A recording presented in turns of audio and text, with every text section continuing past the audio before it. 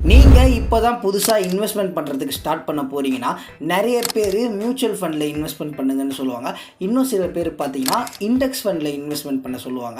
So இந்த mutual ஃபண்ட்னா என்ன, index ஃபண்ட்னா என்ன, ரெண்டுத்துக்கும் உள்ள வித்தியாசம் என்ன, ஸோ அதெல்லாம் தான் இந்த வீடியோவில் நான் உங்களுக்கு டீட்டெயில்டாக எக்ஸ்பிளைன் பண்ண போகிறேன். ஸோ இந்த வீடியோ முடியும் போது உங்களுக்கு கண்டிப்பாக ஒரு ஐடியா இருக்கும், மியூச்சுவல் ஃபண்டு பெஸ்ட்டாக இல்லை இண்டெக்ஸ் ஃபண்டு பெஸ்ட்டாக, எதில் ரிஸ்க் அதிகம்னு சொல்லிட்டு எல்லாத்தையுமே இந்த வீடியோவில் நான் ப்ராப்பராக எக்ஸ்பிளைன் பண்ணுறேன். ஸோ ஸ்டார்ட் பண்ணலாம். ஃபஸ்ட்டு மியூச்சுவல் ஃபண்ட்ஸ்னால் என்னன்னு சொல்லிட்டு நான் எக்ஸ்பிளைன் பண்ணிடுறேன். மியூச்சுவல் ஃபண்ட்னா என்னென்னு பார்த்தீங்கன்னா பேர்லேயே இருக்கிற மாதிரி, இப்போ வந்து என்கிட்ட ஒரு 1000 ரூபாய் நான் இன்வெஸ்ட் பண்ணணும்னு நினைக்கிறேன். பட் எனக்கு இந்த ஷேர்ஸு, ஸ்டாக்ஸு, பாண்ட்ஸ் இதெல்லாம் என்னென்னு ஒரு ஐடியாவே கிடையாது. பட் நான் இன்வெஸ்ட்மெண்ட் பண்ணணும்னு நினைக்கிறப்போ நான் மியூச்சுவல் ஃபண்டில் இன்வெஸ்ட்மெண்ட் பண்ணேன்னா, ஸோ மியூச்சுவல் ஃபண்டில் பார்த்தீங்கன்னா ஃபண்ட் மேனேஜர்னு ஒருத்தர் இருப்பார். அவரோட வேலை என்னென்னு பார்த்தீங்கன்னா, இப்போ நான் எப்படி இருக்கனோ அந்த மாதிரி நிறைய பேர் இருப்பாங்க. அவங்க எல்லாருக்கிட்டையுமே ஃபண்ட்ஸ் எல்லாம் கலெக்ட் பண்ணி ஒரு போல் ஆஃப் அமௌண்ட்டை வந்து அவர் க்ரியேட் பண்ணிடுவார். அந்த அமௌண்ட்டை வந்து அவர் வந்து எந்த ஸ்டாக்கில் இன்வெஸ்ட்மெண்ட் பண்ணலாம், எந்த ஷேரில் இன்வெஸ்ட்மெண்ட் பண்ணலாம், எவ்வளோ வெயிட்டேஜில் இன்வெஸ்ட்மெண்ட் பண்ணலான்னு சொல்லிட்டு இது எல்லாத்தையுமே அந்த ஃபண்ட் மேனேஜர் வந்து பார்த்துப்பாங்க. நீங்கள் ஜஸ்ட்டு உங்கள் காசை வந்து மியூச்சுவல் ஃபண்டில் இன்வெஸ்ட்மெண்ட் பண்ணால் மட்டும் போதும். மற்ற எல்லா வேலையும் உங்கள் சார்பாக வந்து பார்த்தீங்கன்னா ஃபண்ட் மேனேஜர் வந்து பார்த்துப்பாங்க. ஸோ இதுதான் வந்து மியூச்சுவல் ஃபண்டுன்னு சொல்லுவாங்க. ஸோ இந்த மியூச்சுவல் ஃபண்டில் பார்த்தீங்கன்னா கமிஷன் ரேட்டுங்கிறது கொஞ்சம் அதிகமாகவே இருக்கும்.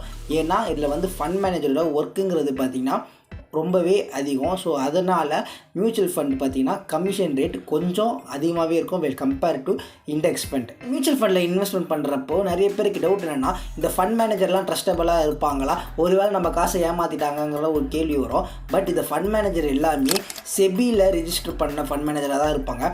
ஸோ நீங்கள் டீட்டெயில்டாக பார்த்துட்டு அதுக்கப்புறம் மியூச்சுவல் ஃபண்டில் இன்வெஸ்ட்மெண்ட் பண்ணுறது ஒரு பெஸ்ட்டான ஆப்ஷனாக இருக்கும். இப்போது இண்டெக்ஸ் ஃபண்ட்னா என்னென்னு நான் உங்களுக்கு சொல்கிறேன். இண்டெக்ஸ் ஃபண்ட்னா என்னென்னு பார்த்தீங்கன்னா, டாப் 50 கம்பெனிஸோட ஷேர்ஸ் எல்லாம் நிஃப்டி 50ன்னு சொல்லுவாங்க. அதே மாதிரி டாப் 30 கம்பெனிஸில் உள்ள ஷேர் எல்லாம் பார்த்தீங்கன்னா சென்செக்ஸ்னு சொல்லுவாங்க. 50க்கு மேலே இருக்க கம்பெனிஸோட ஷேர்ஸ் எல்லாம் நிஃப்டி நெக்ஸ்ட் 50ன்னு சொல்லுவாங்க. ஸோ இந்த மாதிரி தான் கம்பெனிஸோட ஷேர்ஸ் எல்லாம் வந்து பிரித்து வச்சுருப்பாங்க. இப்போ இண்டெக்ஸ் ஃபண்டில் என்ன பண்ணுவாங்கன்னு பார்த்தீங்கன்னா, இந்த மாதிரி இண்டெக்ஸை பேஸ் பண்ணி உள்ள ஷேர்ஸ்லாம் வந்துட்டு நம்ம இன்வெஸ்ட் பண்ண போகிற காசை வந்துட்டு ஃபண்ட் மேனேஜர் வந்து இன்வெஸ்ட்மெண்ட் பண்ணிவிடுவாங்க.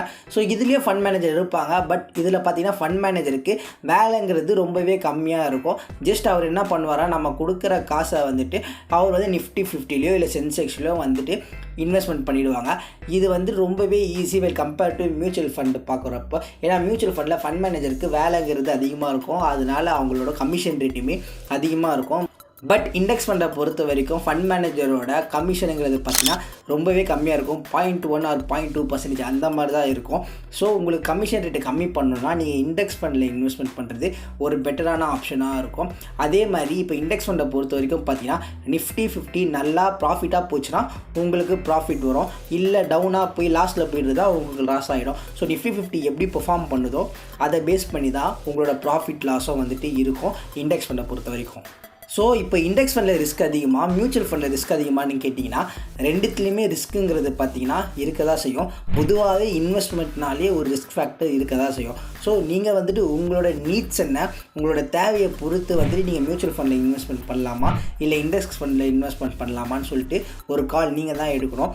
இப்போது உங்களுக்கு கமிஷன் ரேட்டை வந்து கம்மி பண்ணணும்னு உங்களுக்கு ஆசை இருந்துச்சுன்னா நீங்கள் வந்து இண்டெக்ஸ் ஃபண்டில் இது பண்ணலாம். இல்லை கமிஷன் ரேட்லாம் எனக்கு பெருசாக இது இல்லை, பட் நான் வந்து ஒரு லாங் டேர்ம் இன்வெஸ்ட்மெண்ட் ரொம்ப சேஃப் அண்ட் செக்யூராக பண்ணணும்னு நினச்சிங்கன்னா மியூச்சுவல் ஃபண்டில் நீங்கள் இன்வெஸ்ட்மெண்ட் பண்ணலாம். It's up to you. Because பார்த்தீங்கன்னா மியூச்சுவல் ஃபண்ட்லேயும் சரி இண்டெக்ஸ் ஃபண்ட்லேயும் சரி ரொம்பவே நல்லா தான் இப்போ போய்கிட்டு இருக்கு. பட் அது வந்து உங்களோட காலாக தான் இருக்கணும். நான் வந்துட்டு என்னென்னு சொல்லிடுறேன். ரிஸ்க்குங்கிறது ரெண்டுத்துலேயுமே சேம் அமௌண்ட் ஆஃப் ரிஸ்க் தான் வந்து இருக்குது. ஸோ உங்களுக்கு எதில் பெட்டரான ஆப்ஷன் தோணுதோ அதில் நீங்கள் தாராளமாக இன்வெஸ்ட்மெண்ட் பண்ணிக்கோங்க. ஓகே, இப்போ உங்களுக்கு மியூச்சுவல் ஃபண்ட்னா என்ன, இண்டெக்ஸ் ஃபண்ட்னா என்ன, ரெண்டுத்துக்கும் என்ன டிஃப்ரென்ஸ் இருக்குது, ரெண்டுத்தில் எதில் இன்வெஸ்ட்மெண்ட் பண்ணலான்னு சொல்லிட்டு ஒரு கிளியரான ஐடியா கிடைச்சிருக்கோன்னு நம்புகிறேன். நம்ம சேனலில் பார்த்தீங்கன்னா இந்த மாதிரி நிறைய யூஸ்ஃபுல்லான வீடியோஸ் ரெகுலராக நான் போஸ்ட் பண்ணிட்டு வரேன். ஸோ பாருங்கள், பிடிச்சிருந்தா சப்ஸ்கிரைப் பண்ணுங்கள். And yeah, bye.